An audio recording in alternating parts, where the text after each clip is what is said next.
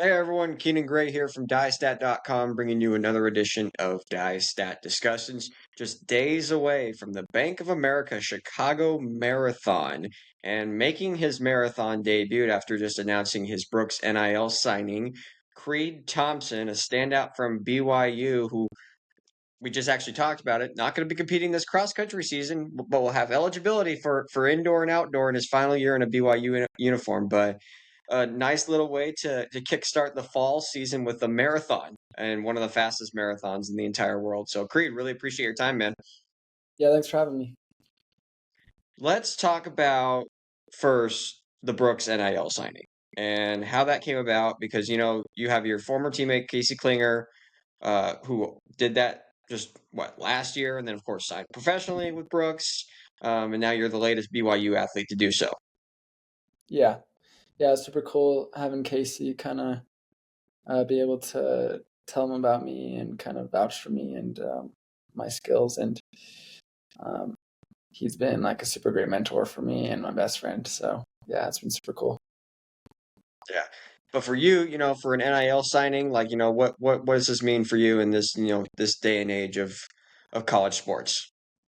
Yeah, I'm just grateful for Brooks for buying into me and kind of betting on me being good at the marathon. And I think I'm really excited for track season, but I think my career is headed towards the marathon for sure. And I think this will be a great debut. And then hopefully I'll be able to stick with Brooks and keep doing that for the next few years. One of the interesting things that I've kind of noticed within the last couple of years is, a lot of the BYU athletes, of course, you have your coach at iStone, and he's got that elite training group in Utah. The marathon seems to be the distance that everybody just wants to gravitate towards after they graduate college. Is that something you think about when you go to BYU, or just like, no, I think the 10K is going to be my distance. Yeah, I think in the past, no, but I think some guys more recently have been thinking about that. Like Taven Kitchen, our true freshman, he's like talked about that a little bit. He's like, I don't want to go to the marathon. I'd rather stay on the track, which is an option, but just seems like most of us have ended up gravitating towards the marathon. I think we've realized that's maybe where our strengths lie. I'm sure part of that is Ed's training and the longer, more threshold type workouts we do. But at the same time, I think we also stay on the track probably more than some marathon training groups. So yeah, I don't know. I guess Ed is just a great mentor and kind of pushes us in that direction. How did you kind of, gravitate towards the marathon piece? Was that something Yeah. that was always in the back of your mind? Yeah, for me, I think I've always kind of wanted to. Just since high school, I think I've just been better at the longer distances. The fast twitch stuff hasn't come as natural to me. Um, don't have great 400 PRs, 800 PR. Um, but I think I've developed that a little bit better in the past year, showing that on the track. But I think just naturally, I'm more of an aerobic, slow twitch guy, and I've always just felt like the marathon is going to be where I end up. Yeah. And it seems like, as I've said, there's kind of an influence with some of the guys that have gone through the BYU program. Of course, Conner Mantz, Clayton Young, who just got done competing at Worlds. I'm sure you've seen those guys and kind of gone under their wing over the last couple of years. Just, what's something you've kind of seen from them behind the scenes that's just like, yeah, that could be me someday. Yeah, they're great mentors, and I run with them like every day. And even the past 4 years in college, they work out with us fairly frequently. So it's been super cool to see their success and kind of changing the American marathoning scene because I think we have been weak in the marathon scene in the past on the world stage, and I think all of us kind of want to switch that and show how good we can be. And yeah, they're just inspiring, and it's super cool to see them do super well, especially like in different ways. I think Clayton is more of a controlled, reserved runner that doesn't necessarily crush every workout or have home runs of a workout every single time.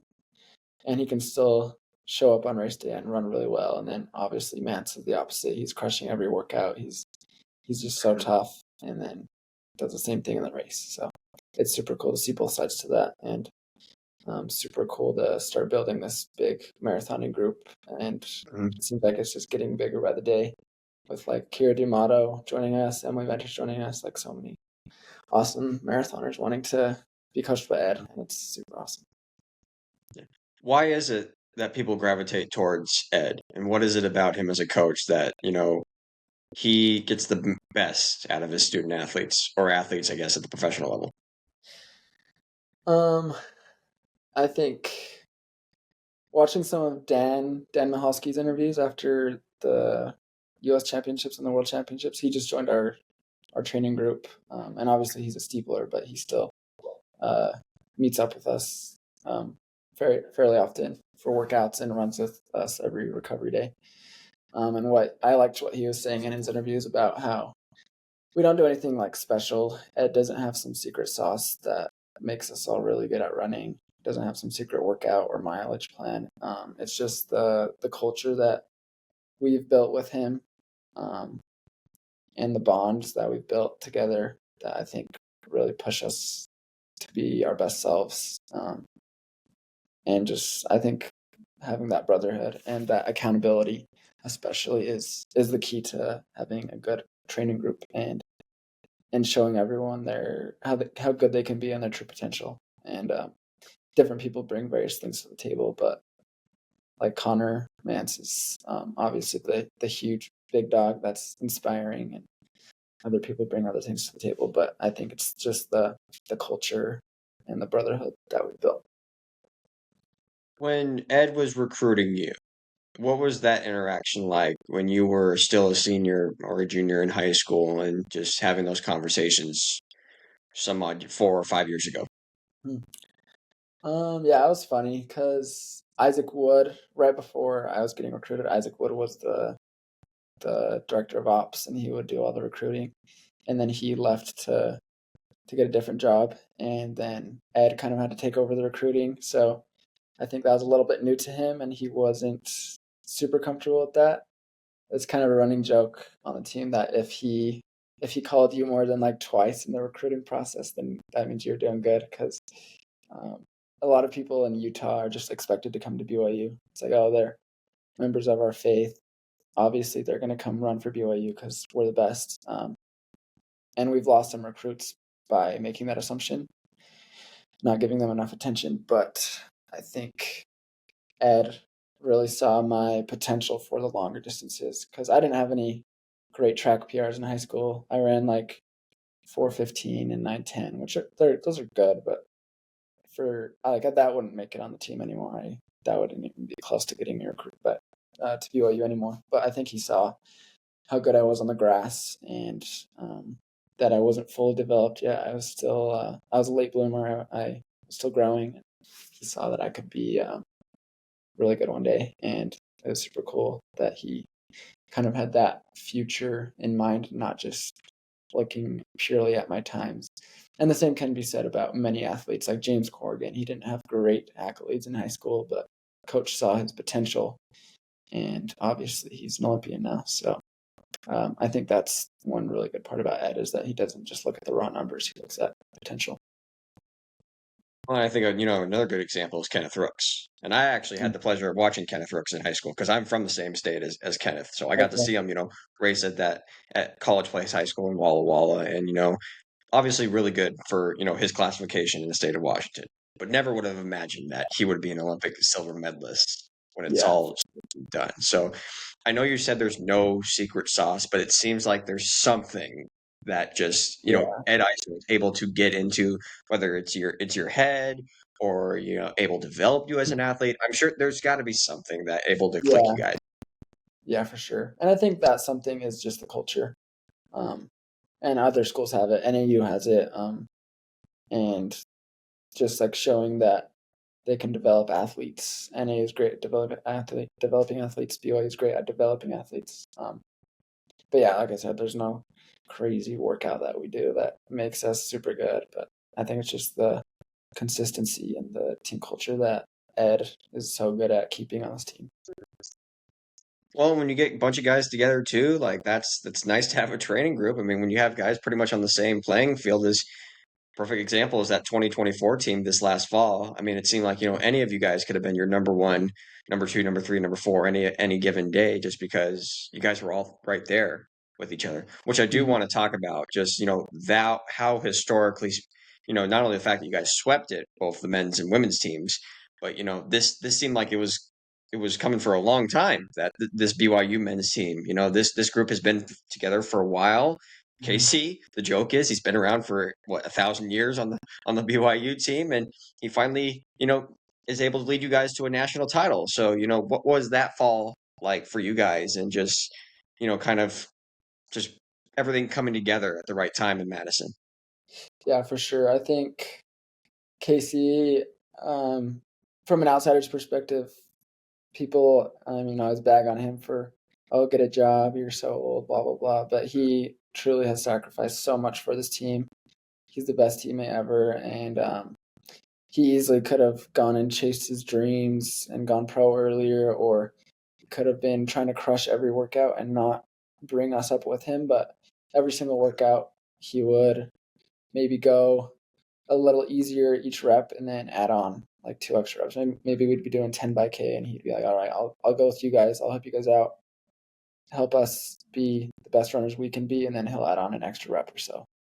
And then that helped us all get to his level. And yeah, we had our group for 4 years.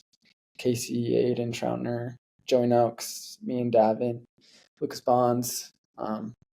We were all together for 4 years and we were all just best friends. We built that culture and trusted each other so much, and we had a blast. And I think a lot of us were last year. We're just like, all right, we got to win this for Casey. Casey's sacrificed so much, and he deserves a team title. And yeah, it meant a lot to get that done and run well. And yeah, it's the end of an era, but we're all gone. Other than Davin's back now, James is back, I guess too. But yeah, it's kind of crazy that it's over, but it's also crazy that we accomplished what we set out for. Again, Conner Mantz, Clayton Young kind of laid the foundation. Casey continued to pave that path, and then you guys were able to blaze this trail now, and light up the world when you guys were able to get that national title. I mean, you guys were super emotional after that race too last fall. I mean, there's videos of it, on social media of you guys just everybody hugging, everybody, maybe some tears there. And as you said, that group in particular, especially your class, 4 years together, and it's a culmination of all the hard work that you guys did. I mean, did it kind of feel like in that moment, it's like, yeah, like this is what we've been working for these 4 years? Oh yeah, for sure. Especially like we feel like we had such a good team in 2022, the year that it was at Stillwater, and we had a great race up until the last 1K. We kind of fell apart a little bit. We were hunting for the win, and then we kind of fell apart and ended up getting third. And then the following year in Virginia, Casey was injured. A few of our other guys were injured, so that year didn't quite pan out. So we felt like this was our last opportunity to get it done. And yeah, it was super special to get it done on the day, and super emotional because it's not often that you can set that big goal and actually end up achieving it. So it was super special to get that done, and we worked so hard for it. So it was awesome. And on top of that, your wife was on the women's team that won the Yeah, team title. And I'm looking at this photo right now of you two sharing a kiss on the podium stand with both teams on there. I had to imagine you guys probably talked about that throughout the entire season. I was like, both our teams are so good. Like, could you imagine if yeah, both of them won the national title? yeah, for sure. So Carly actually, she's at UNC for her first 2 years of college, um, and we were doing a long distance relationship during that. And I'd always tease her because I was like, why did you go to UNC? Like, why wouldn't you come to BYU? It seems like the obvious choice. She's from Utah. BYU has a great program. I was always confused why she chose that school. And UNC is a great place, and they've developed great athletes. But I was always like, she'd always say, "Oh, I went here to win a national title," and then she ended up transferring here and then still getting her national title, which I thought was super cool. But yeah, that picture is funny because we didn't like plan that we were going to be right next to each other in the picture. I don't know. We just kind of randomly lined up on the podium. We ended up being next to each other, and then everyone's yelling at us to kiss. It's kind of awkward, but it was super cool, and definitely like a storybook ending to our cross country careers, because that doesn't happen often. And yeah, honestly, it couldn't have gone any better. So it's kind of crazy that happened. Is that photo framed somewhere in the house? Not yet. We're actually setting that up right now, but it will be. I was gonna say that would be like an immediate thing to print and then put it right up above like the couch or something in the living room and just you look at that every day. It's just like, yep.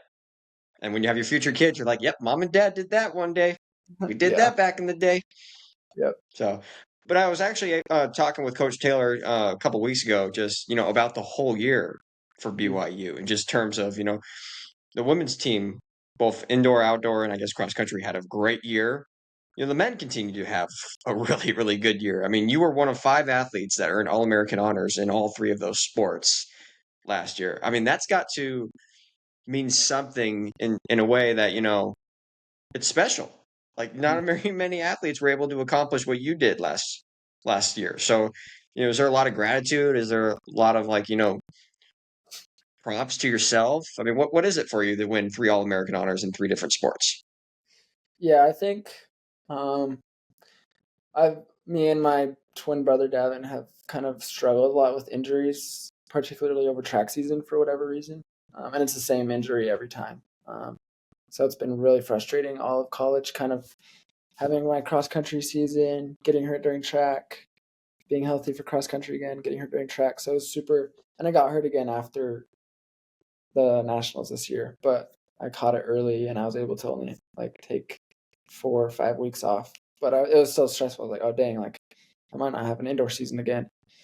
So it's super awesome to be able to like get back in shape, qualify for internationals, and like perform pretty well. Um, but I'm just mostly grateful that I was able to stay healthy and improve to myself and to everyone else that I can be good on the track, not just on the grass. So Coach Waite and Coach Eyestone really helped me develop my speed. Like I said, my speed usually is not my strong suit, but I was able to develop that a little better and have a decent kick this year, which was super fun. And yeah, it's cool to see my name. I think out of all the people that did that, maybe I didn't do the most impressive things compared to some of them, like Ethan Strand, obviously is doing so well, Gary Martin doing super well. Um, and I think my time will come. I think I had some really consistent races, but I'm just waiting for my breakthrough, and I'm hoping it comes during this marathon. But we'll see. But again, that you kind of have to realize, those are big names, as you mentioned, Ethan, Gary, Hampton Samuel as well. Those are, they've all been, close to winning national titles or have won a national title. But, you put yourself in that conversation and that's got to have, some sort of belief in yourself that, yeah, like I may not necessarily, be the biggest name out there, but I'm damn well as good as those guys. Yeah, yeah, for sure. And I think um, I need to be more confident in that way. I think I've proven it. I just need to start believing it a little more. But yeah, it is super cool to show that I've made it to the place I want to be, and there's still places to go, obviously. But I think it's easy to kind of not think you're where you want to be, and there's so much more to go. But taking a look back, it's cool to realize how far I've come since high school, and how much Ed has helped me develop. So it's super cool. And now you take this next step in your journey of running at the Chicago Marathon these next couple of days. And of all the marathons, world major marathons, this is a nice one to get into because it's relatively flat. It's not like Boston. It's definitely not like the Paris course, which I'm Yeah. sure you watched last year during the Olympics. But what's the excitement of going to one of the United States premier marathons and even one of the world premier marathons? Yeah, for sure. I think I'm glad that this is the marathon that Mantz picked this year, because I kind of just hopped on that train. I'm like, all right, I'll just do whatever Mantz does. Um, hop in his training block and see how it goes. So yeah, I'm glad that it's probably a little easier on me. Don't have to run up all those hills. Get a nice, easy debut. Well, easy. Definitely not going to be easy. But So yeah, I think, 26.2 is not necessarily easy, but yeah, no, it's definitely going to be a fun experience. I think it's going to be fun to get in a debut. I think often we set these expectations for every race because like we've raced 5Ks and 10Ks so many times that we know what to expect. And I think it's nice to come in with a clean slate and kind of just have fun. Um, I think it's easy to just stress out about every little thing. But me and Casey have been talking because training's been good, but it's been up and down, just like it is with every build. And it's just stressful going into something new. But we realize we just need to relax and just enjoy it. And that's kind of what's going to lead to the best results. So I'm really excited to experience it and just trust that Ed has prepared me well and go out there and have fun. when did those, so when you finished the 10,000 in the spring at NCAAs, when did those conversations kind of start? Was it before the 10,000 or was it after? Yeah, I don't know exactly when it started, but it was definitely before. It's definitely been kind of it kind of started as a joke, like, oh, Creed doesn't have cross country eligibility next year. Maybe he should do a marathon. Because coach has had athletes do that in the past, like Jared Ward did that his senior year. And it was weird kind of getting to the moment where I was like, oh, all right, marathon training starts in a week. So I had like a week break after nationals, and it was just like a down week. I think I ran like 30 miles that week. And then the next week the marathon block started, and I was just like, oh wow, already? That's crazy. So that was kind of weird, just jumping into it so quick. But yeah, it was kind of on the radar for a little bit. So I'm sure, the summer training piece was a little bit different than, having prepared for cross country season. So in some ways, did you feel like, this was more kind of like a pro type of summer rather than, preparing for the oh, collegiate season? yeah, for sure. It's been really weird because I've never had a summer where I'm doing workouts. Like in high school and all of college, we just do mileage over the summer, and then we start workouts like pretty late summer. So it was weird to see all the BYU guys just go on their easy runs every day, and I'm having to go do a workout and suffer with Mantz and Casey and Aiden. But yeah, it was like definitely kind of a look into the professional lifestyle, and which has kind of sucked because now I'm back in school and I have to dial in, and everyone else is still living the professional life, which is funny. But it's been super fun to like get a taste of it and really like put everything in on running for the summer and try to dial everything in. Like get fueling down, change my mileage up. Like I went way up in volume compared to what I've ever done. And it's been super interesting and a really good learning experience. And I'm hoping that it pays off. But yeah, it's been really fun. What was the first workout you did that was kind of a shock to the system this summer? Um, so we do marathon pace workouts. We call them PMPs, like predicted marathon pace. So our goal is to run however many miles at our goal marathon pace. And we start at like 6 miles, and then in a few weeks we'll do 8 miles, and then 10 miles, and then 12 miles at marathon pace, just gradually moving it up as we get more fit. Um, it must have been like the second week of the block. We did a 6 mile PMP, and it was a lot harder than I thought it should have been. I don't know. I think some of the college workouts I've run have been a lot faster than that, but it was just so early in the block that I thought it would be easier than it would be, and it was a really big shock to the system. It was only like 6 miles at like 4:55 pace, but I was like, oh Mhm. boy, I got to run that for 26 miles. This is gonna be tough, but it's gotten easier as the training has ramped up. So that was kind of my first real taste of marathon pace, and it's been super cool. So compared to, when you've ran a 28 minutes for a 10K, what was that pace versus this 6 mile workout effort? Yeah, I mean, I run 28:04, which is like a 4:30 pace. But it's different when you're at altitude and you're not in peak fitness. Mhm. Your legs are tired from the big mileage. You're on the roads, and there's some hills in there. So it is kind of interesting because on the track you can just kind of hop in the line and fall asleep, just look at the person's back. But now it's just kind of running my own pace. I'm not like trying to go with Casey during every workout. And Aiden has been helping me Mhm. out a lot, and we've been running together during a lot of the workouts, but he wasn't running with me at this point in the build. So I was just like running alone, trying to hit my paces, which is really tough compared to like really having a big group to run with. Um, Mhm. so yeah, it was definitely really tough, but really interesting getting into like the slower, longer paces rather than faster track workouts. Mhm. Well, it's one thing, to go into your first race ever by yourself. It's another to have, teammates around you. Mm-hmm. And there's going to be three other guys alongside you in that men's race. Casey's making his debut, but then you also have, Rory representing Canada. And then, of course, and then Connor, who's trying to go for the American record. Yeah. So, a lot of people are going to be focusing on that.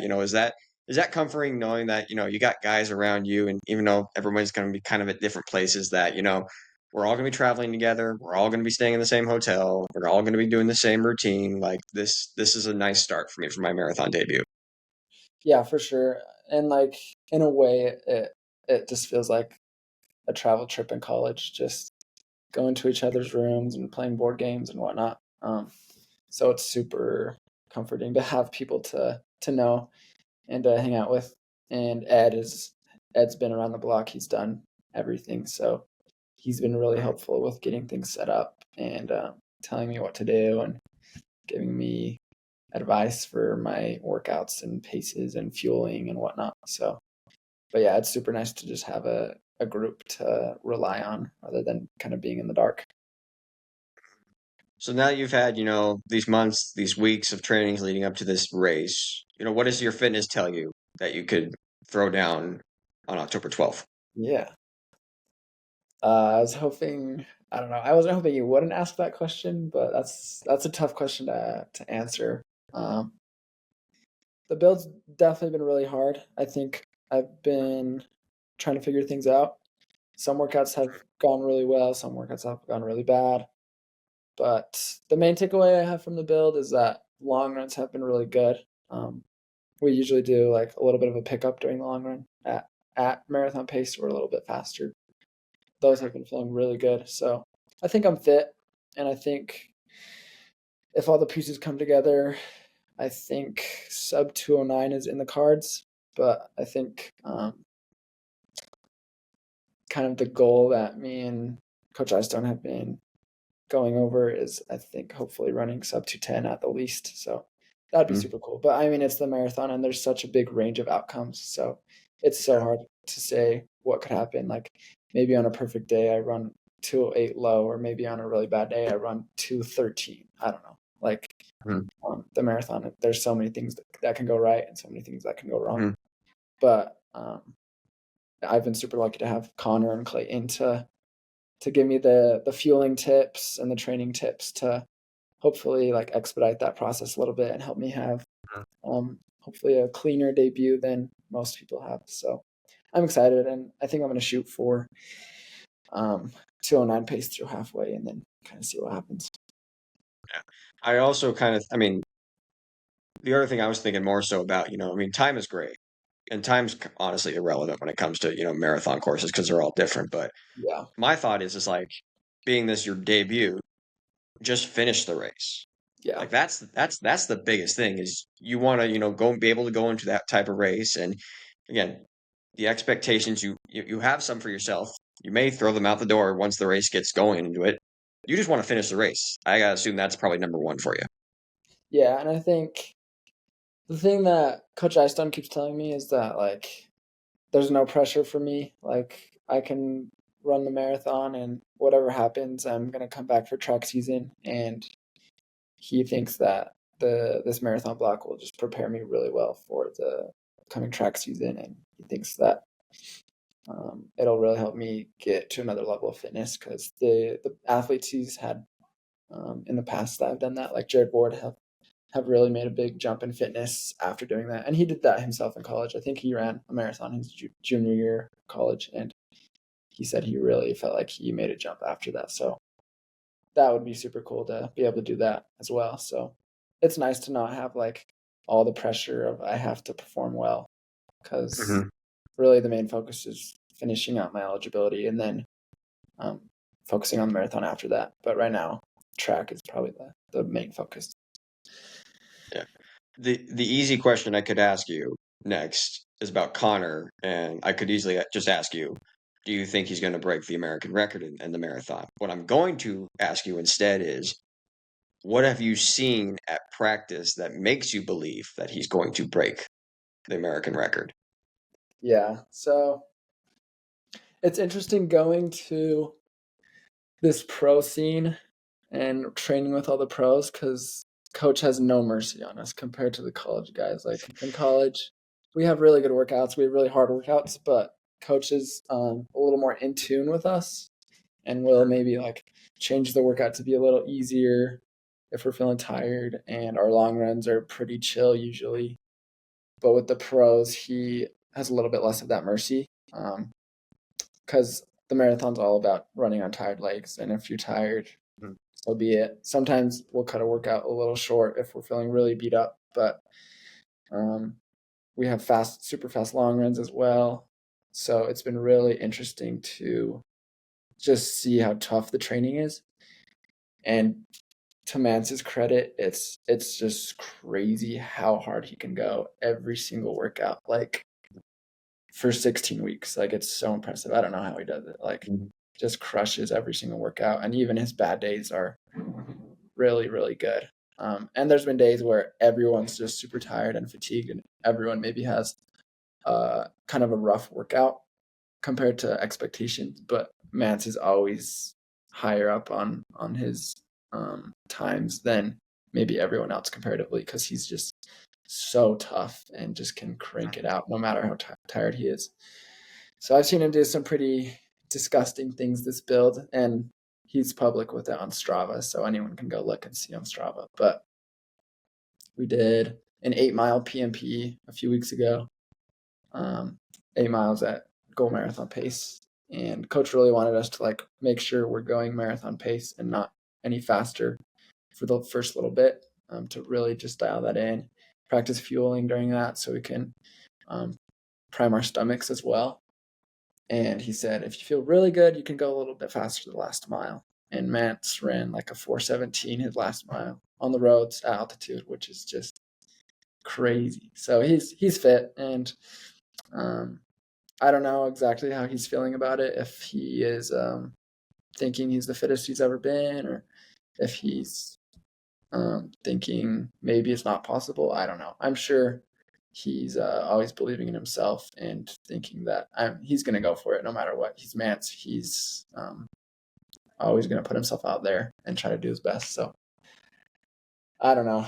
I think if anyone can do it, it's him, and he's really, really fit. So I'm excited to see what he does, and I hope I'm getting updates during the race. I hope someone tells me that he broke the record when I have like a mile to go. That would be awesome. So, yeah, he's a super big inspiration, and he's just tough. So I'm excited to see what he does. For sure. And, the trajectory that he's been on this year, I mean, what is it, 2 American records that he's already broken this year. I mean, that it just seems like, this would be the way to cap off 2025 if he's able to get this American record. And, of course, this is a perfect course to do it. And I don't know. I mean, does it look like the weather is going to be, pretty decent in Chicago next Sunday? I mean, I know wind could obviously play a factor because you guys right by the lake right there, but does the weather play in your guys' favor, you think? Yeah, we've been trying to keep tabs on that a little bit. I think it's looking pretty cool, which will be good. I think it's going to be like 50 to 60 degrees, which will be really good. So yeah, hopefully it's not too windy, but it's been getting a little colder in the mornings in Utah, and I think we're getting pretty excited because the weather's looking pretty nice. I do want to get your take though, as probably someone that watched this individual run throughout his entire career. Mhm. Galen Rupp is going to be racing in this race. I Yeah, mean, I'm sure there's a lot of excitement for you to be on the same starting line as Galen Rupp. yeah, yeah. He was so we ran the USATF 20K champs. That was the last race that we did. That's where Connor broke the American record, but Galen was there as well, which was super cool. And it's almost weird seeing him human. I think seeing all these videos of him being the best American distance runner maybe ever. Mhm. It seems like he's almost not human in some of these workouts. It's just crazy. And I hope he does well because he's a really big inspiration for me. But he's definitely probably getting towards the end of his career. So if I could run with him for a little bit, or that would be super cool. But I don't know what type of shape he's in, so I guess we'll see. Approaching 40 years old, and he's still in the elite field in this marathon, which I don't know what the peak age is necessarily for the marathon. I gotta imagine it's probably early 30s. But the Mhm. fact of the matter is that this guy is still competing against some of the best in the entire world. Says a lot from what he kind of did for this sport. And I'm sure you were kind of inspired by him from when he was racing in Rio, from when he was Mhm. racing in London, the World Championships, or even U.S. Titles. Hopefully, Galen Rupp does have a good outing there. But for you, you just like I said, you want to be able to finish, you want to have a good time. Is there anything else you kind of want to take away from this marathon debut as you move forward in your career as a marathoner, but also realizing that you have another track season you have to go back to at BYU.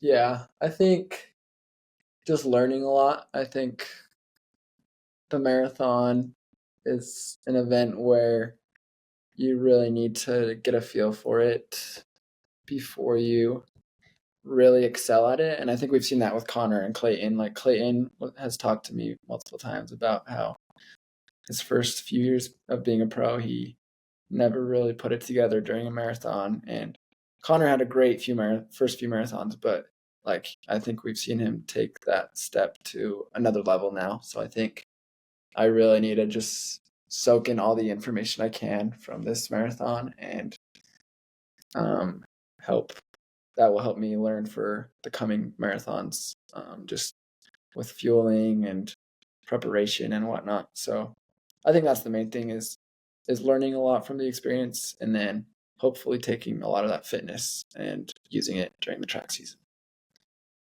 Try to see if you can come away with a couple more All-American honors before you cap off your career at BYU, which has been a pretty storied one, especially this last year. So, Creed, really appreciate your time, man. Good luck this next couple of days at the Chicago Marathon. Of course, everyone can tune into the Chicago Marathon on October 12th.